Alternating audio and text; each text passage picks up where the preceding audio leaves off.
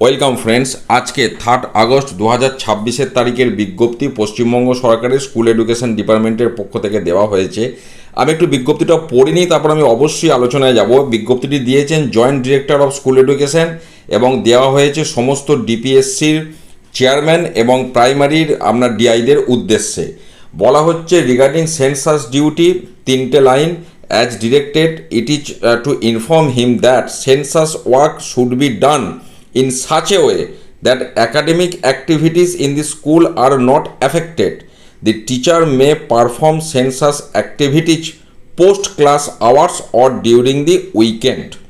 মারাত্মক একটা বিজ্ঞপ্তি, অর্থাৎ সেন্সাসের কাজ যারা করবেন, প্রথম দফায় যে হাউস লিস্টিংয়ের কাজ, যেটা ফিজিক্যালি আগস্ট মাসের মাঝামাঝি থেকে শুরু হবে সেলফ এনুমারেশনটা হয়ে যাওয়ার পরপরই, তো সেই যে প্রথম দফার যে হাউস লিস্টিংয়ের কাজটা যেটা এই মুহূর্তে হবে, সেই কাজটা যে সমস্ত শিক্ষক শিক্ষিকা যারা যুক্ত হলেন এই কাজের সাথে, যাদের ট্রেনিং অলরেডি হয়ে গেছে বা ট্রেনিং হচ্ছে, তো তাদেরকে এই কাজটা স্কুলের স্বাভাবিক যে কাজকর্ম সেটা করেই যেতে হবে।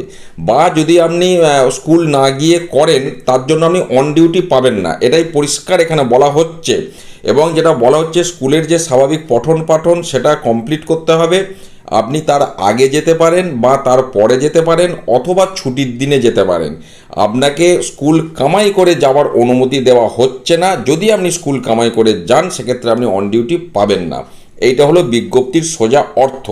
কিন্তু এটা যে কত বড় সমস্যার মধ্যে ফেলবে যারা এই কাজের সাথে যুক্ত, সেটা তারাই বুঝতে পারছে, বা যারা এটা অনুধাবন করতে পারছেন তারাও বুঝতে পারছেন। কারণ প্রত্যেকেরই একটা সংসার আছে, নিজস্ব জীবন আছে।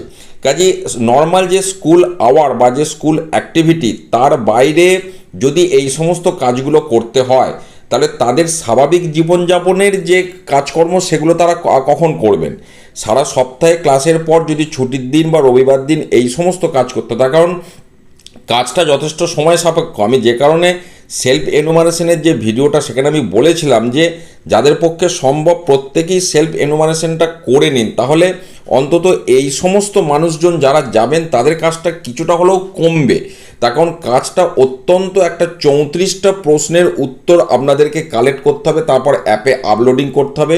বেশ কিছু পর্যায় সেখানে আছে, যথেষ্ট সময় সাপেক্ষ বিষয়।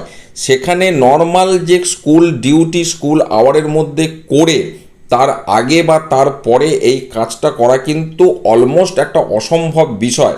আমি অনুরোধ করব শিক্ষা দপ্তরকে এই বিষয়টা নিয়ে অবশ্যই ভাবতে।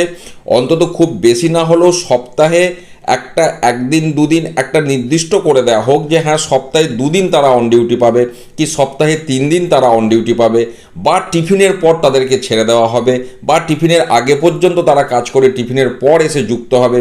কিছু একটা অন্তত নিয়ম না করলে একটা যে স্বাভাবিক জীবনযাপন করার যে প্রক্রিয়া, সেটা কিন্তু চূড়ান্তভাবে হ্যাম্পার হবে। আপনারাও অবশ্যই ভিডিওতে কমেন্ট করবেন, এবং শিক্ষা দপ্তরের কাছে আমার অনুরোধ থাকবে এই বিষয়টি আর একবার বিবেচনা করার জন্য, আর একবার ভাববার জন্য। ভালো থাকুন, সুস্থ থাকুন, ধন্যবাদ।